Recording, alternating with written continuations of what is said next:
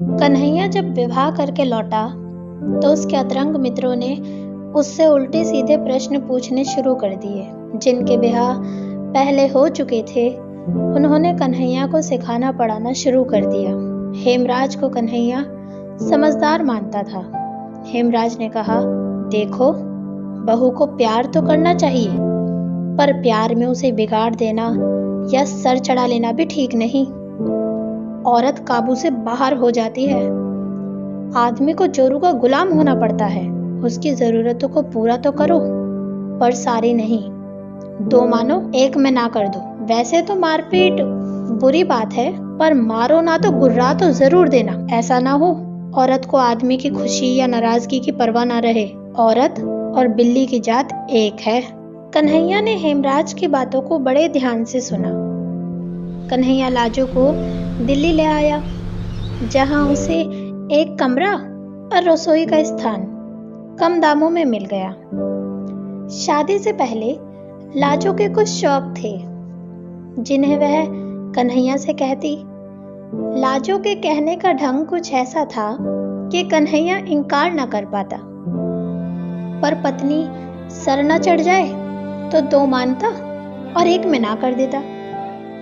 लाजो मुंह फुला लेती, सोचती कि मनाएंगे तो मान जाऊंगी, पर कन्हैया मनाने की जगह डांट देता। एक आध बार तो उसका हाथ भी उठ गया। मनौती की प्रतीक्षा में जब थप्पड़ पड़ गया तो लाजो उदास हो गई और एक कोने में अकेली बैठी रोती रही। पहले कन्हैया का हाथ क्रोध की बेबसी में चला था, लेकिन अब जब चल गया तो उसका हाथ उतना गुस्सा आने का इंतजार भी ना करता। कन्हैया जब लाजो को मारता तो उसको एक संतुष्टि और अपनी शक्ति का अनुभव होता। लाजो भी इस बार बार की मार से सोचती, क्या जिंदगी है, इससे अच्छा तो मर जाऊं। थप्पड़ खाने के बाद लाजो दुखी मन से घर का सारा काम करती रहती, बुलाने पर उत्तर भी दे देती, मानो उसने भी सोच लिया, मेरे लिए तो यही सब कुछ है, जैसा चाहते हैं वैसी मैं चलूं। पर लाजो के सब तरह अधीन होने पर भी कन्हैया की मारपीट बढ़ती ही जा रही थी। कुआर के महीने में एक दिन कन्हैया जब ऑफिस से आया तो उसने कहा, तुम्हारे भाई ने करवे के 2 रुपए भेजे हैं। लाजो को थोड़ी संतुष्टि हुई। अगले दिन जब कन्हैया दफ्तर के लिए जा रहा था तो लाजो ने लाड़ में कहा, कल हमारा व्रत है, हमारी सरगी के लिए क्या क्या लाओगे? लाजो ने सरगी का सारा सामान कन्हैया से मंगवा लिया, पर उस दिन कन्हैया ने लंच में 3 रुपए खर्च कर दिए और वह लाजो के सरगी का सामान घर ना ले जा सका। कन्हैया को खाली हाथ देख लाजो बिल्कुल उदास हो गई। अब उसने रूठना छोड़कर गम खाना सीख लिया था। फिर अपने चूल्हे चौके के काम में लग गई। रात्रि भोज के समय कन्हैया ने देखा कि लाजो का मुंह फूल रहा है। अपनी गलती मानने की जगह उसने लाजो को और डांट दिया। लाजो का मन और उदास हो गया। उसने कुछ ना खाया और ऐसे ही उठ गई। अगली सुबह जल्दी ही पड़ोस के घरों से बर्तन भांडे खटकने की आवाज आने लगी। लाजो ने सोचा, तार वाले की बहू ने बताया था कि उसका मर्द सरगी के लिए खोए की मिठाई लाया है। सबको खबर है इस बात की कि हमारी बहू ने हमारे लिए व्रत रखा है, इन्हें देख लो। लाजो का मन इतना दुखी हो गया कि उसने सरगी में कुछ ना खाया, पर व्रत तो रखना ही था। सुबह उसने व्रत की कहानी सुनी और व्रत के सारे अनुष्ठान पूरे किए। कन्हैया जब दफ्तर के लिए निकल रहा था तो उसने देखा कि लाजो का मुंह फूल रहा है। लगता है 2-4 खाए बिना तुम सीधी नहीं होंगी। लाजो को और रुलाई आ गई। वह घंटों घर में बैठी रोती रही। क्या जुल्म है, इन्हीं के लिए व्रत कर रही हूँ और इन्हें ही गुस्सा आ रहा है। जन्म जन्म यही पति मिले इसलिए मैं भूखी मर रही हूँ ना। बड़ा सुख मिल रहा है, अगले जन्म में और बड़ा सुख दे देंगे। एक ही जन्म निभाना मुश्किल हो रहा है। लाजो पिछली रात या यूं कहो पिछली दोपहर से भूखी थी। पेट की आंतें कुड़मुड़ा रही थी और उस पर पति का निर्दयी व्यवहार। उसके सर में दर्द होने लगा तो धोती के आंचल से उसने अपना सर बांध लिया और फर्श पर ही लेट गई। फिर अपने दुखी जीवन के कारण मर जाने का ख्याल आया और कल्पना करने लगी कि अगर उपवास किए किए ही आज के दिन वह मर जाए तो पक्का ही अगले जन्म में यही पति मिलेंगे। लाजो की कल्पना बावली हो उठी।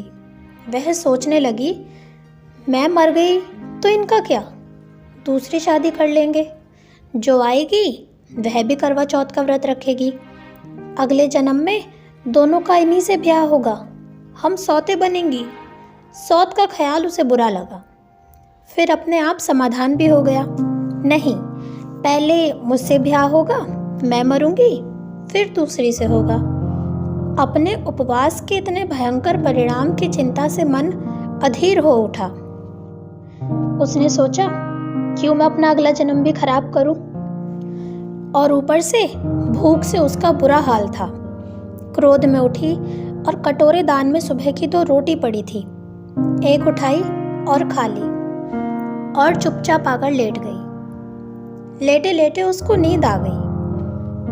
कमरे के किवाड़ पर धमधम शुरू हुई। उसने देखा कि रोशनदान से प्रकाश की जगह अंधकार अंदर आ रहा है। वह उठी और किवाड़ खोला और एक तरफ खड़ी हो गई।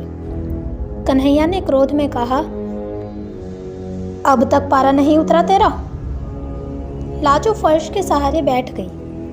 कन्हैया का गुस्सा भी उबल पड़ा। यह अकड़ है। उसने लाजो को हाथ से ऊपर की तरफ खींचा पर वह उठी नहीं। कन्हैया ने ताबड़तोड़ थप्पड़ जड़ दिए। खड़ी हो सीधी। लाजो का क्रोध भी अपनी चरम सीमा पर था। वह भी उठी नहीं और चिल्लाकर कहा, मार ले, मार ले, मार डाल, पीछा छूटे। आज ही तो मारेगा। मैंने कौन व्रत रखा है तेरे लिए जो जन्म जन्म तेरी मार खाऊंगी। कन्हैया स्तब्ध रह गया। मुंह पर आई गाली भी मुंह में ही रह गई। उसे ऐसा एहसास हुआ कि अंधेरे में कुत्ते के धोखे जिस जानवर को मार बैठा था, उसकी घुर्राहट से पता चला कि वह शेर था। या लाजो को मार या डांट सकने का अधिकार बस एक भ्रम था। कन्हैया खाट पर शांत बैठ गया। लाजो कोने में पड़ी रोती रही। कन्हैया की हिम्मत नहीं थी कि वह लाजो की तरफ देखे। थोड़ी देर बाद वह बाहर चला गया। घंटा भर रोने के बाद लाजो उठी, कन्हैया के लिए खाना बनाया और फिर लेट गई। कन्हैया घर आया और शांत बैठ गया। लाजो अंदर से खाना लाई और परोस दिया। 2 रोटी खाने के बाद कन्हैया उठने लगा तो लाजो ने रोटी दी। कन्हैया ने कहा, बस हो गया और नहीं चाहिए। फिर लाजो स्वयं खाने बैठी तो जान पड़ा कि कद्दू की तरकारी बिल्कुल कड़वी हो रखी थी। खराब मन के कारण 2-2 बार नमक पड़ गया। हाय, इन्होंने कुछ कहा भी नहीं। लाजो ने नहीं खाया और उठ गई। कन्हैया ने कहा, कद्दू में नमक ज़्यादा है, कल से भूखी हो, रुको मैं दूध ले आऊं। लाजो को बड़ा आश्चर्य हुआ। कन्हैया मुझसे ऐसे बर्ताव कर रहा है जैसे कि वह भी इंसान हो, उसकी भी कद्र की जानी चाहिए। लाजो को शर्म आ रही थी परंतु अच्छा भी लग रहा था।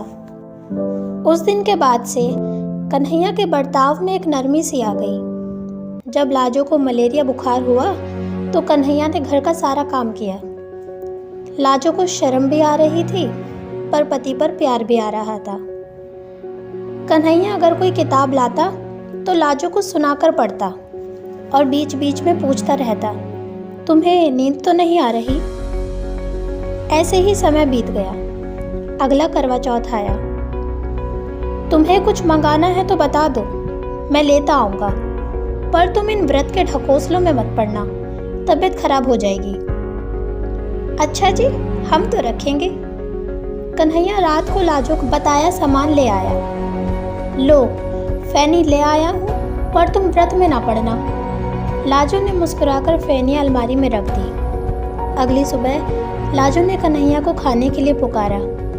कन्हैया ने देखा कि एक ही जने का खाना परोसा हुआ है। और तुम?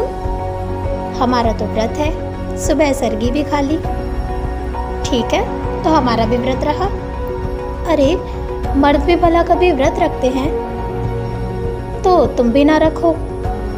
लाजो बातचीत में हार गई। पति के उपासे दफ्तर जाने पर उसका हृदय गर्व से फूला नहीं समा रहा था।